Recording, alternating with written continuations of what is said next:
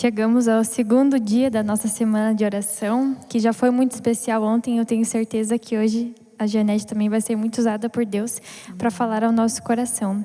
Então eu queria fazer uma oração agora para que Deus possa te abençoar e também agradecer e pedir pelos dízimos e pelas ofertas. Vamos orar. Querido Deus, muito obrigada, Senhor, por mais este dia que estamos aqui na Tua casa, prontos para Te adorar, Pai, e para receber a palavra que o Senhor quer nos dar hoje, Pai. Te pedimos em especial que o Senhor esteja usando a Janete e que as palavras que ela fale aqui saiam do Teu coração, Pai. E que nós também possamos estar abertos a escutar o que o Senhor quer nos dizer. Que o Seu Santo Espírito esteja sobre nós, Pai.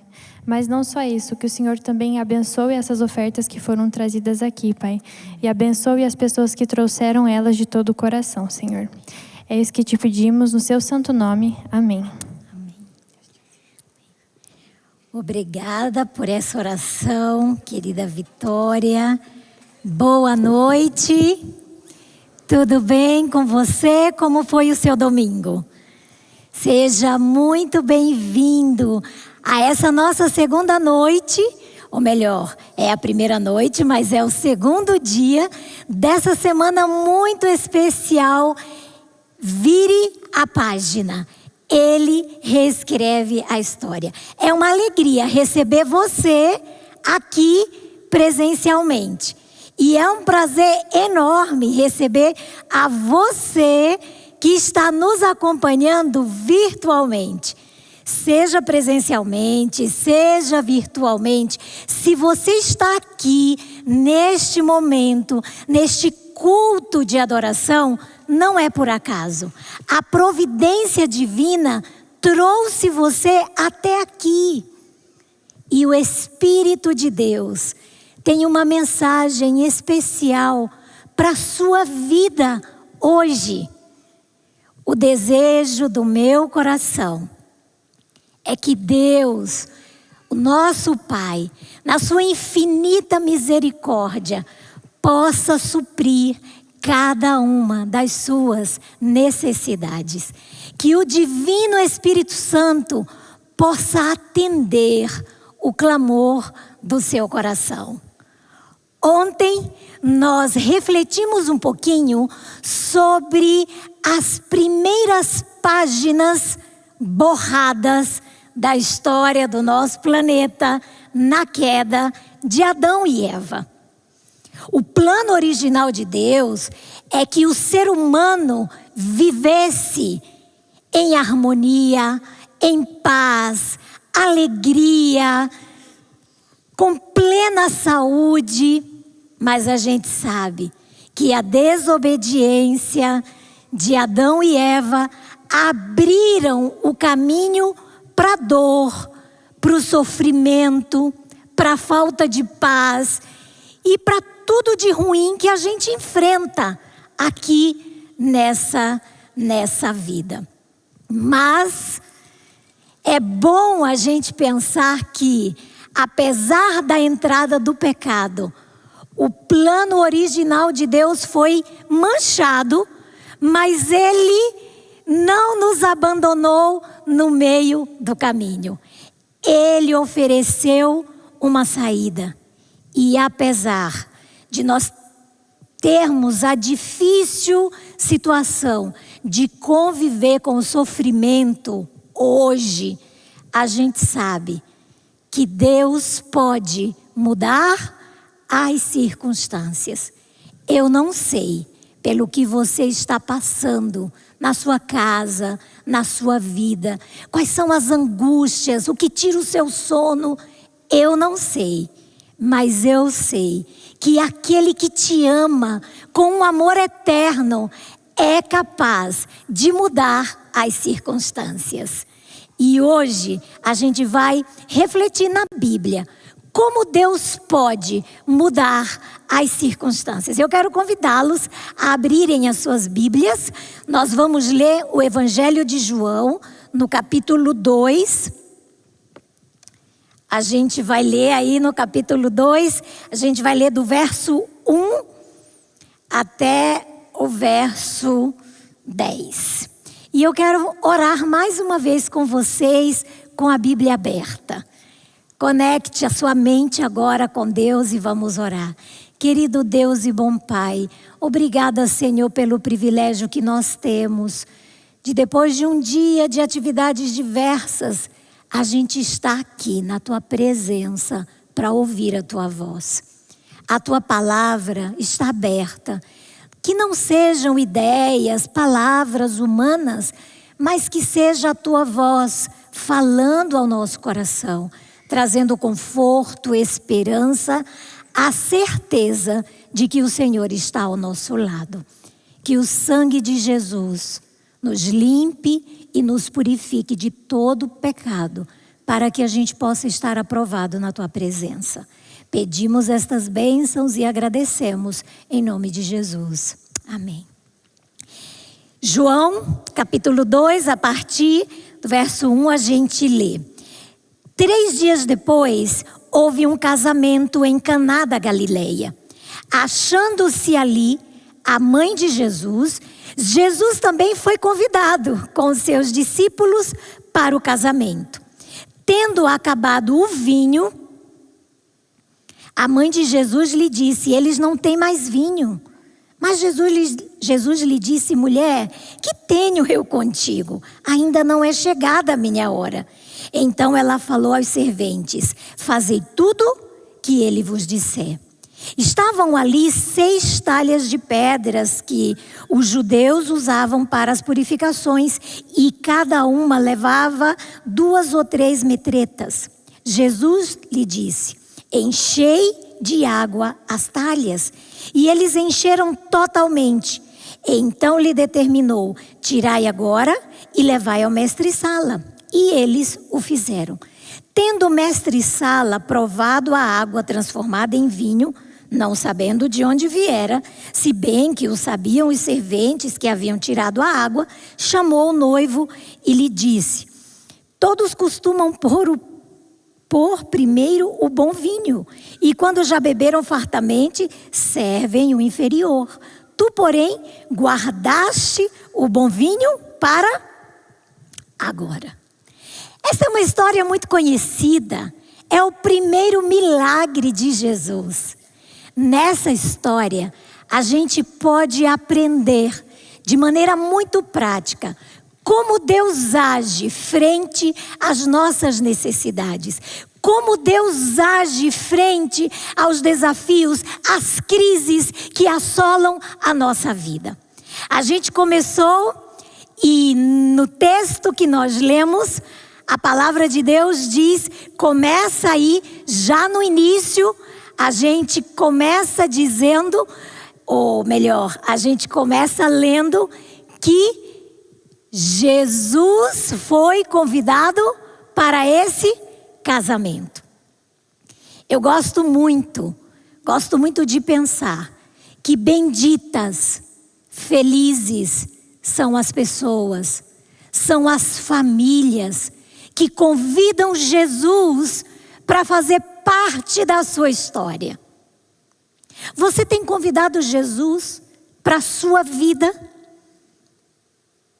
Você tem colocado os seus planos, os seus projetos diante dele para buscar dele a bênção que você precisa?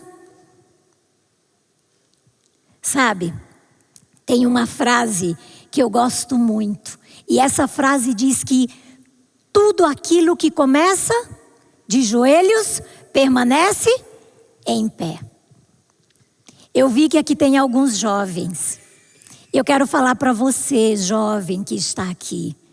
Coloca o teu relacionamento diante de Deus. Pede a bênção de Deus para o teu relacionamento. Começou um negócio, convida Deus para o teu negócio. Está indeciso que carreira vai seguir na vida? Convida Deus, submete os teus planos a Deus. Pede a bênção dele. Muitas vezes nós seguimos da nossa maneira, somos muito independentes de Deus. E seguimos, e quando estamos no apuro, aí lembramos de Deus. Faça o inverso. Convida ele antes para fazer parte da tua vida, dos teus empreendimentos, da tua família, porque tudo aquilo que começa de joelhos permanece em pé. Não espere dobrar os seus joelhos quando a crise bater à sua porta. Isso vai acontecer em algum momento da vida. E a gente precisa aproveitar os dias bons para viver na presença do Eterno. Existe uma frase, eu não gostava muito dessa frase. Essa frase diz que se você ainda não recebeu, aguarde. As más notícias estão a caminho. E alguns podem dizer assim, credo, que frase pessimista, que frase horrível. Mas calma, antes de pensar dessa forma, pensa que no contexto do grande conflito, onde o mal encontrou um espaço na história desse planeta, a dor, o sofrimento, a angústia, as dificuldades, as crises passaram a fazer parte da existência humana. E mais cedo ou mais tarde, elas batem a porta. Jesus foi convidado para o casamento. Ele estava ali. E o casal começou muito bem, a família começou bem. Porque quando Jesus está na família, ainda que venham as crises, Ele pode ajudar a superar as crises. Mas sabem, essa família, mesmo com a presença de Jesus, o que aconteceu? O vinho acabou. O vinho era o símbolo da alegria. O símbolo era símbolo do gozo, da felicidade. E o vinho acabar era um vexame. Eu não sei por que o vinho acabou. Se foi falta de planejamento, se as pessoas beberam demais, eu não sei. Mas o vinho acabou. E o vinho acaba nas melhores famílias. O vinho acaba para as melhores pessoas. Porque a condição humana, depois da entrada do pecado, é uma condição de completa vulnerabilidade. As crises acontecem nas melhores famílias. As crises não respeitam sobrenome, as crises não escolhem idade, não escolhem etnia, não escolhe nem mesmo a nossa religiosidade. Porque mesmo sendo religiosos, mesmo caminhando com Deus, as crises também chegam à nossa vida. E com essa história eu quero recordar 4 lições que a gente pode aprender com as crises que chegam para nós.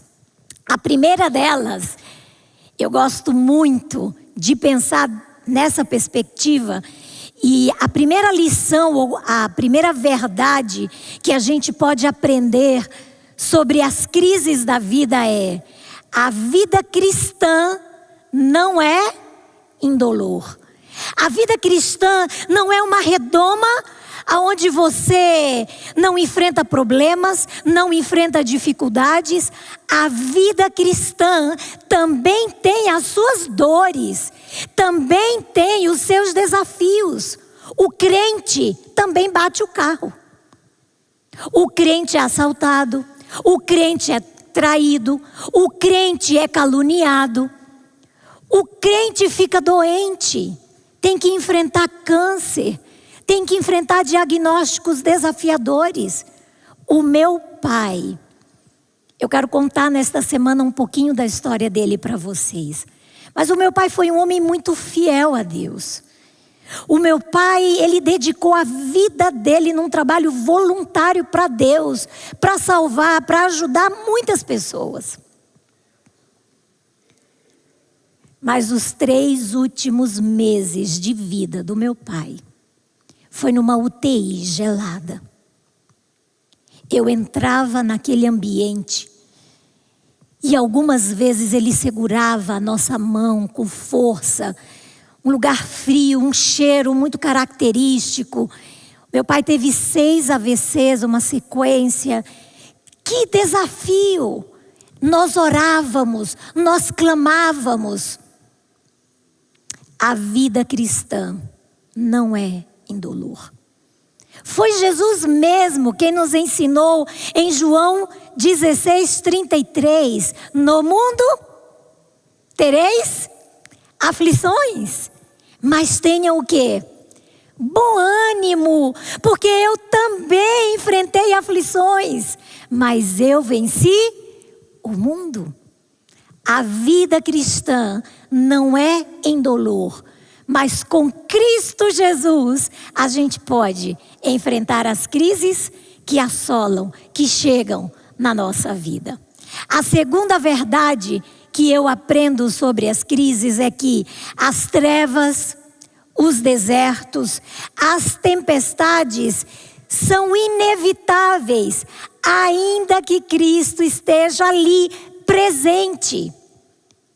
Eu fico muito impressionada com a palavra de Deus quando eu estudo a história de Jó. Quem foi Jó? Quando você vai ler Jó, capítulo 1, no verso 1, diz que Jó era um homem íntegro, reto. Já pensou? Quando eu leio a história de Ana, Ana era uma mulher devota. Ana era uma mulher fiel a Deus. E a angústia, o perrengue que Ana passou porque era estéril. A palavra de Deus em Mateus 5:45 diz que o sol nasce para os justos e para os ímpios. As crises chegam de igual forma para todos. E às vezes eu fico pensando, puxa vida, se as crises chegam para todos, qual é a vantagem de seguir com Jesus? A gente já vai falar um pouquinho mais sobre isso. Será que Deus pode nos poupar das crises? Será que Deus pode nos livrar? Por que que Ele não nos livra? Eu gosto muito de pensar na terceira verdade que a gente pode aprender sobre as crises da vida. Deus pode nos livrar. E a Bíblia está cheia de histórias, de momentos que a intervenção divina salvou, curou, resgatou, protegeu. Mas também tem o outro lado. Muitas vezes, Deus não nos livra das crises, das dores e dos sofrimentos, porque Ele usa a crise para nos purificar. Provérbios 17:3 diz que o ouro é purificado no fogo. E o fogo da prova, ela nos purifica. Nesse período de enfermidade do meu pai, a gente nunca orou tanto lá em casa. A família se uniu mais. E ainda que fosse muito difícil, muito doído, ainda que muitas vezes choramos juntos, foi um momento onde nós mais dobramos os nossos joelhos. Muitas vezes é no calor da prova que a gente reconhece a nossa insuficiência. Muitas vezes é no calor da prova que a gente reconhece que só Deus pode nos acudir nas dificuldades. E o melhor é no momento da prova que a gente conhece quem é Deus. Porque às vezes Ele não nos livra da prova, mas Ele não nos abandona na prova. E a palavra de Deus está cheia de promessas. Você vai passar pelo fogo, mas Ele não vai te queimar. Você vai passar pelos rios, mas eles não vão te afogar. Deus é socorro, é refúgio, é fortaleza. Ele nos carrega no colo no momento da prova. Ele nos sustenta. Ele nos ajuda. Ele nos purifica no meio da prova. A gente conhece, a gente aprende a depender de Deus. A gente conhece e experimenta o melhor de Deus no meio da prova. A quarta verdade que eu aprendo sobre as crises da vida é que Deus pode não tirar a prova, mas Ele nunca encolhe a sua mão. Guarde esse verso no seu coração, porque em algum momento da sua vida, se você não está vivendo uma prova hoje, uma crise, uma dificuldade, no momento que ela chegar, Isaías 59:1, e eu quero ler porque esse verso é muito especial para mim. Isaías 59:1 diz assim: eis que a mão do Senhor não está encolhida, que não possa salvar, nem surdo o seu ouvido, para que não possa ouvir. Ele ouve, Ele socorre, Ele estende a mão, Ele sustenta. Certa vez eu ouvi uma frase, eu gostei muito dessa frase, e essa frase dizia: no meio da tempestade, quando a gente clama a Deus, nem sempre Ele vai acalmar a tempestade. Quando Ele não acalma a tempestade, Ele acalma o marinheiro. Quando Ele não acalma o marinheiro, Ele renova as forças do marinheiro. Mas Ele nunca nos abandona sozinhos na prova.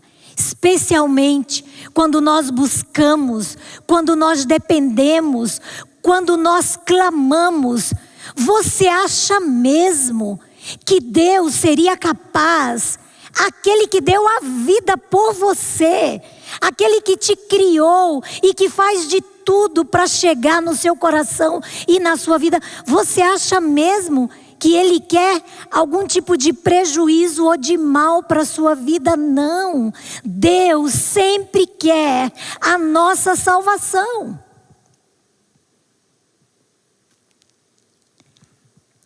No momento da prova, nós somos levados a ter algumas atitudes. Você pode culpar a Deus, é a primeira atitude. Você pode se revoltar e você pode não crer mais em Deus. Eu prefiro a terceira atitude. Nós podemos escolher confiar na providência divina, mesmo em meio às crises que chegam à nossa porta. Mas eu queria te animar e dizer para você que quando a crise chegar, toda crise tem 3 elementos. O primeiro elemento é: toda crise tem uma solução. Toda crise tem uma solução. Mais cedo, mais tarde, vai ter uma solução. Até para a pandemia, né, gente? Que tirou o nosso chão por algum tempo. Tem uma solução. Toda crise tem um prazo de validade. Não vai durar para sempre. A doença não dura para sempre. O luto não dura para sempre. O casamento que acabou não dura para sempre. Deus é um Deus de recomeços. Com Ele, toda crise tem um prazo de validade. Toda crise tem uma lição para a sua vida. Toda crise nos ensina algo. A nossa atitude diante das crises define muitas coisas. E amanhã a gente vai falar um pouquinho mais sobre a nossa atitude. Tem um verso na Bíblia que eu gosto muito. Esse verso traz o resumo de como nós podemos enfrentar as crises que chegam para nós. E o benefício que nós podemos tirar mesmo na crise. Tiago 1:2 diz: feliz é o homem que faz o quê? Persevera na provação. Depois de aprovado, receberá a coroa da vida que Deus prometeu àqueles que o amam. A perseverança na crise, a perseverança na prova, nos prepara para o grande momento, prepara o nosso caráter, prepara a nossa vida para a vida eterna. A perseverança nos ajuda na nossa caminhada. E como eu falei anteriormente, puxa vida, Jesus estava no casamento e não impediu que o vinho acabasse. Eu venho à igreja, eu sou fiel, eu ajudo tantas pessoas e tenho sempre que enfrentar dificuldades. Estou sempre com alguma preocupação, alguma angústia. Que vantagem tem?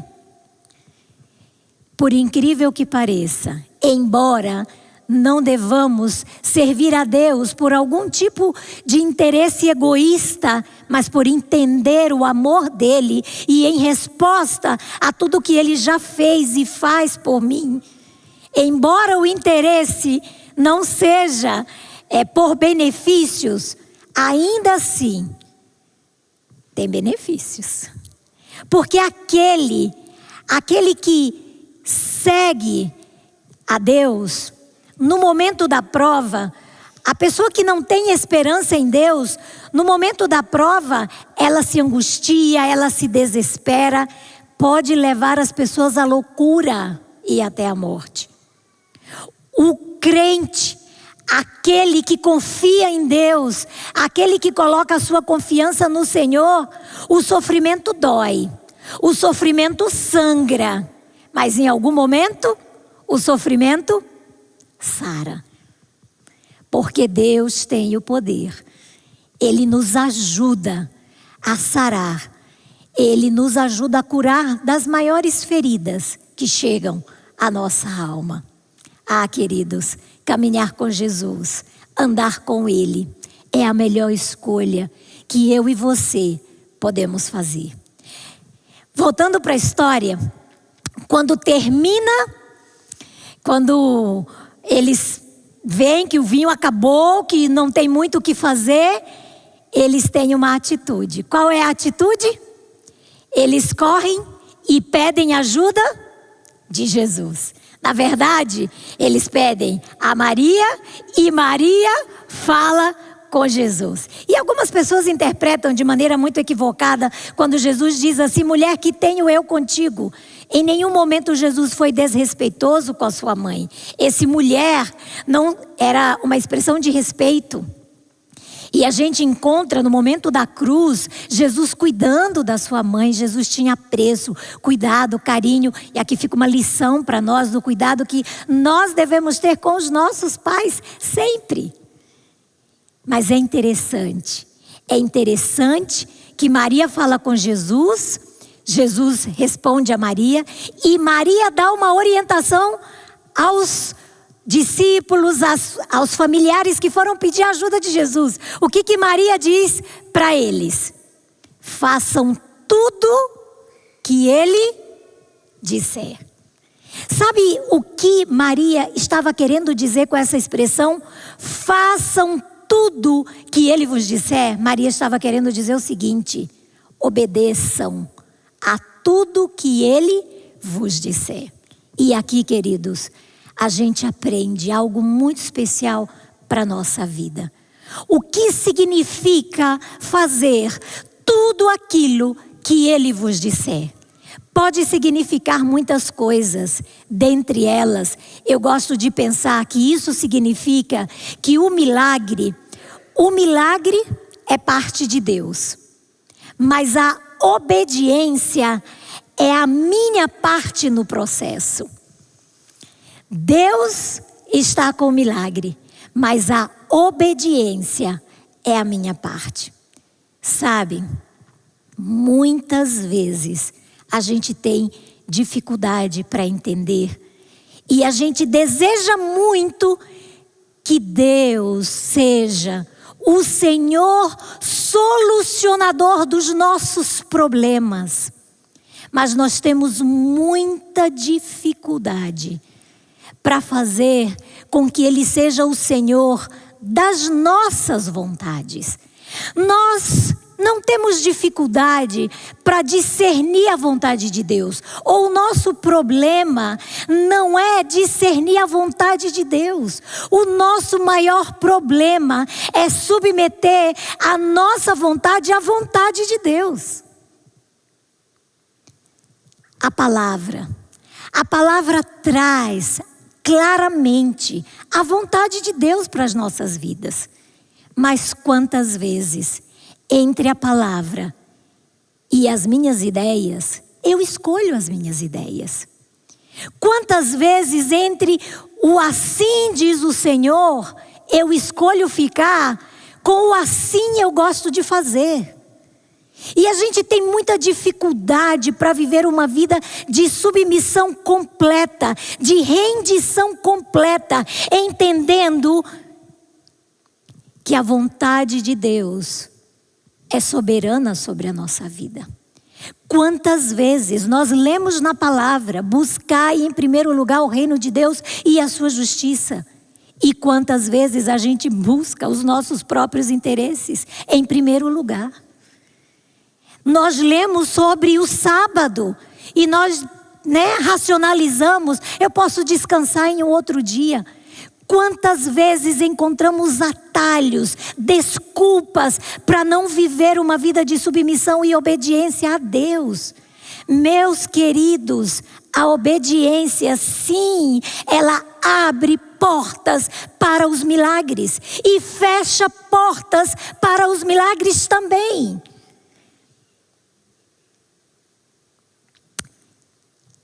A presença de Jesus, a vontade soberana dele, pode fazer toda a diferença na nossa vida.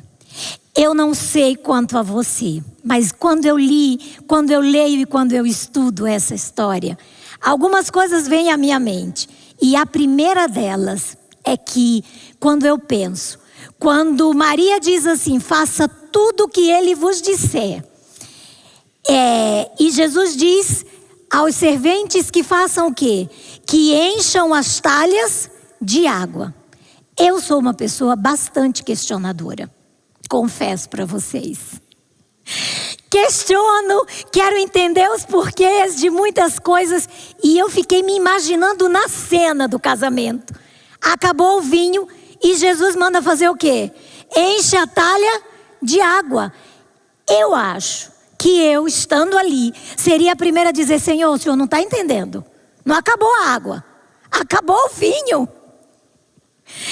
Provavelmente eu questionasse, provavelmente eu argumentasse, porque na minha lógica, e normalmente na lógica humana, não entra alguns pedidos que Deus nos faz de maneira tão clara na sua palavra. Quantas vezes a gente questiona, não é verdade?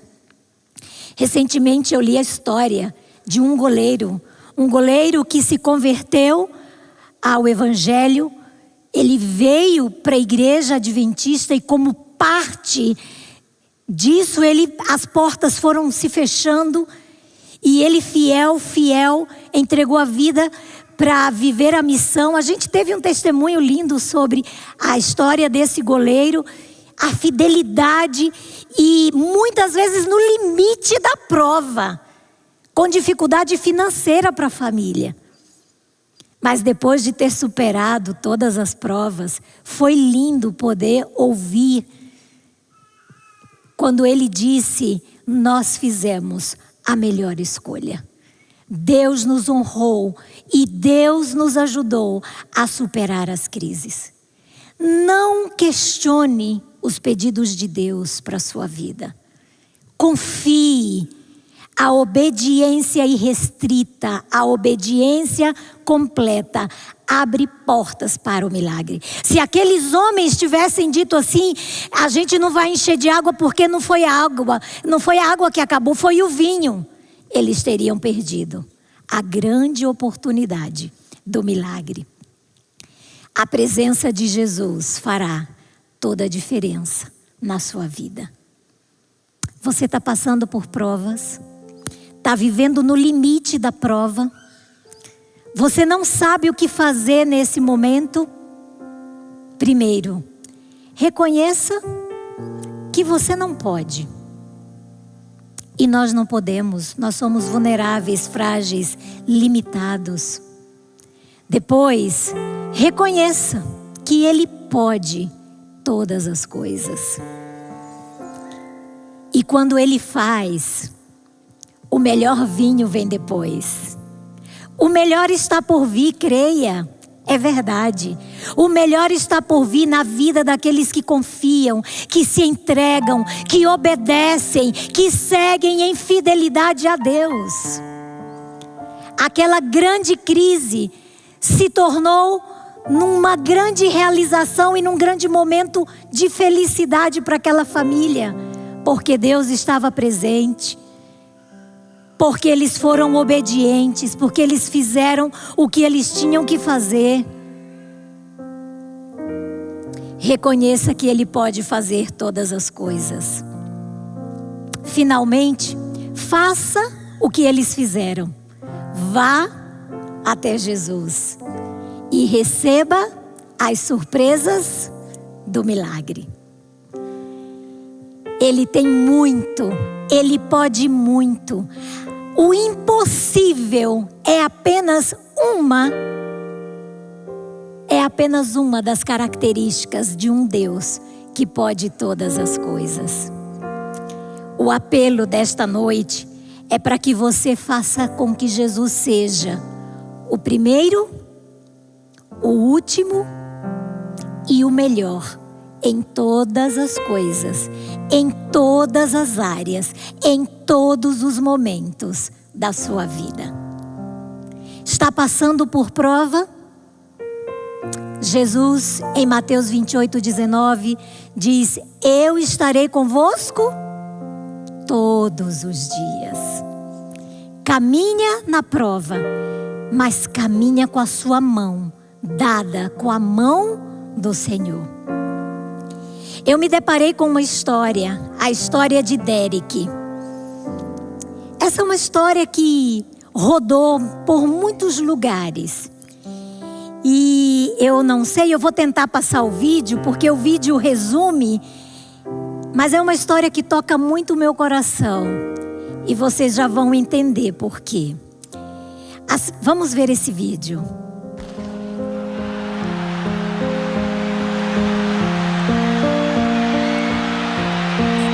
Essa é a semifinal do atletismo na Olimpíada de Barcelona, no ano de 1992. Um atleta britânico, o Derek, ele era um dos favoritos para ganhar essa corrida. Mas ele teve um problema com o seu tendão. E quando já estava se aproximando da linha de chegada, ele caiu. Ele caiu com dores profundas. Ele chorou. Não foi fácil, mas ele continuou. E o que me chama muita atenção nessa história é que o pai do Derek estava no estádio. E o pai do Derek desce as arquibancadas. Ali alguns tentaram impedir de que ele se aproximasse. Ele se aproxima, ele apoia, ele abraça. E os dois juntos cruzam a linha de chegada. Eu me emociono com esse vídeo e com essa história, por saber que A gente pode cair aqui, ali, chorar, sofrer, desanimar e até desesperar em alguns momentos. Mas o Pai vai descer todas as vezes que você clamar, todas as vezes que você buscar. O Pai vai descer, vai te abraçar, vai te apoiar e vai cruzar com você a linha de chegada. Eu gosto muito do que está escrito em Isaías, e eu quero que você guarde no seu coração. Isaías 41:10. Está no fogo da prova, está no limite, pensando assim: Senhor, já não aguento mais, está difícil. Jesus diz para você: não temas, porque eu sou contigo. Não fique com medo, porque eu sou o teu Deus. Na tua insuficiência, Ele é suficiente. Confia, entrega, descansa no Senhor, e o mais Ele fará.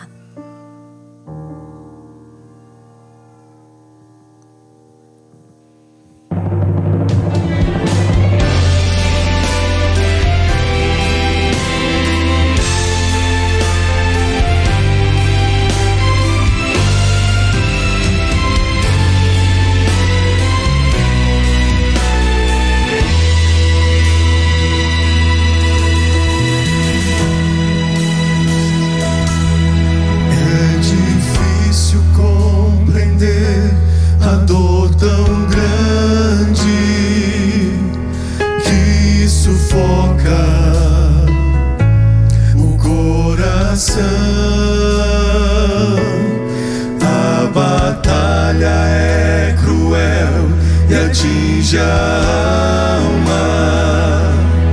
Como acreditar que há uma solução? Além da tempestade,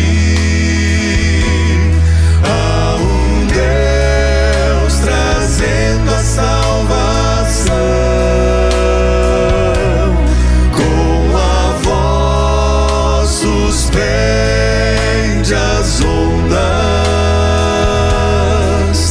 levando-nos a verdadeira paz. Há uma fonte de água viva no deserto, há um refúgio na aflição.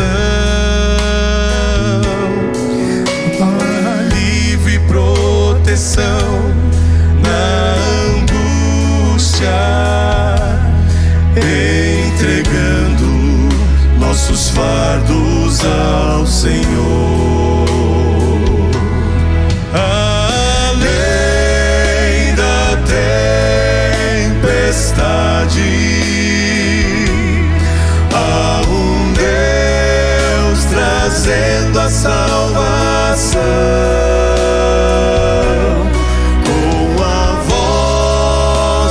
Suspende as ondas, levando-nos a verdadeira paz. Não desista de lutar. Deus à sua frente está.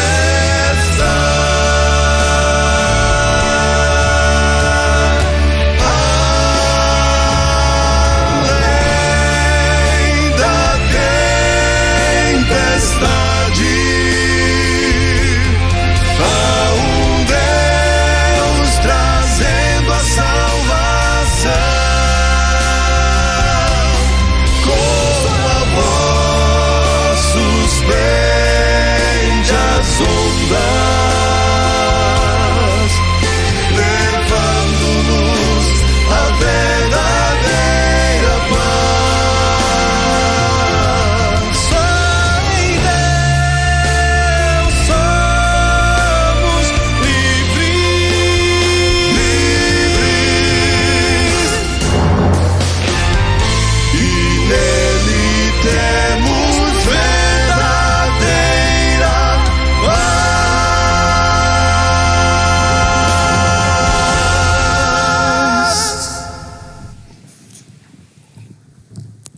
Você quer receber paz em meio à tormenta? Você quer receber refúgio em meio aos momentos de dificuldade? Vem para Jesus. Se levanta diante dele neste momento. Nós vamos clamar. Vamos pedir que ele cuide, sustente, que ele nos ajude em todos os momentos. Feche os seus olhos e vamos orar. Grande Deus, maravilhoso Pai, obrigada, Senhor, pela certeza que nós temos.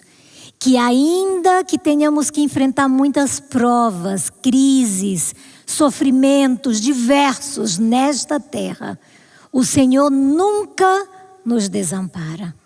A tua mão nunca está encolhida, o teu ouvido nunca está fechado, que não possa ouvir, que não possa nos acudir. E nós queremos, ó Deus, suplicar que o teu abraço, que a tua companhia seja uma realidade em todos os dias da nossa vida. Aquilo que é parte nossa, aquilo que é a nossa responsabilidade, a obediência, a fidelidade, que o teu Espírito nos fortaleça para que nós sejamos obedientes e fiéis em todos os momentos da nossa vida. Que a nossa esperança, que o nosso olhar, que a nossa segurança estejam sempre no Senhor. Querido Deus, nós estamos diante de uma semana que é totalmente desconhecida para nós. Nós não sabemos o que teremos que enfrentar durante esta semana, mas nós queremos pedir que o teu Espírito vá à nossa frente. Que o teu Espírito nos acompanhe em todos os dias e que nós tenhamos uma semana de muitas bênçãos e de muitas vitórias ao teu lado. Ó Deus, eu não conheço a necessidade de cada um dos teus filhos que está aqui neste momento, mas eu quero rogar que Cristo Jesus possa satisfazer cada uma delas segundo a tua vontade. Despede-nos agora com a tua paz. Pedimos estes favores e agradecemos humildemente em nome de Jesus. Amém. Olá, que bom que você esteve conosco participando de mais um culto de adoração a Deus. Eu falo aqui da Igreja Central de Curitiba e eu quero agradecer você pela sua participação, pelo seu envolvimento, por você ser um membro da nossa igreja à distância. Saiba que nós oramos por você e amamos muito você. Muito mais do que saber que você ora por nós, pelo nosso ministério aqui na Igreja de Curitiba, é saber que também nós temos pessoas, irmãos, amigos que participam conosco através de doações. Isso mesmo, doações que nos ajudam a manter os nossos equipamentos e também fazer atualizações em nossos equipamentos de transmissão, de som. E isso acontece constantemente.